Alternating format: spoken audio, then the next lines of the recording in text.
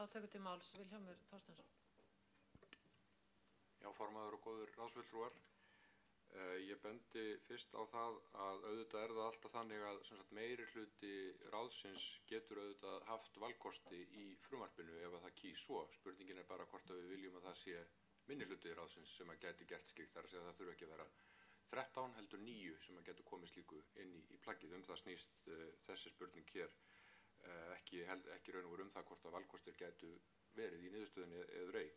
Hins vegar segi ég fyrir mig að auðvitað það mjög æskilegt að við reynum að ræða okkur niður á það að enda með eitt frumvarp og eina niðurstöðu.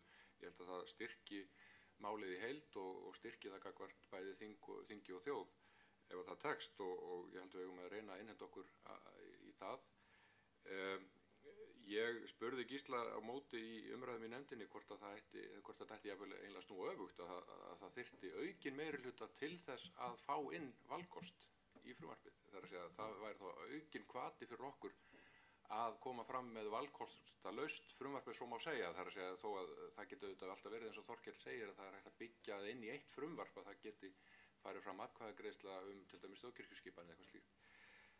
Og ég held að það sé alveg til rök í báðar áttir, sko. Annars vegar svona ákveðin minnihlutaverndarsjónarmið. Ég hef alveg samúð með suma því sem að Gísli að segja varðandi það að frumvarp með valkostum gæti hugsanlega átt meiri möguleika að komast í gegn, svo má segja.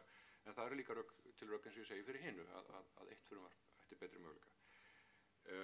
Ég segi þessna fyrir mig að ég nú ekki með sterka sannfæringu fyrir því að við ættum að vera með öðruvísi hlutfall þarna heldur en bara almennt, að það sé einfaldur meirihluti í ráðinu sem myndi ráða því hvort að slíkur valkostur væri settur fram eður ei. Það er að segja, ég sé ekki sterk rök fyrir því að vera annarkvort með færri ráðsfulltrúa eða aukin meirihluta sem hefði alveg eins geta verið til umræðu hér. Það er mín afstöðu í málinu. Takk.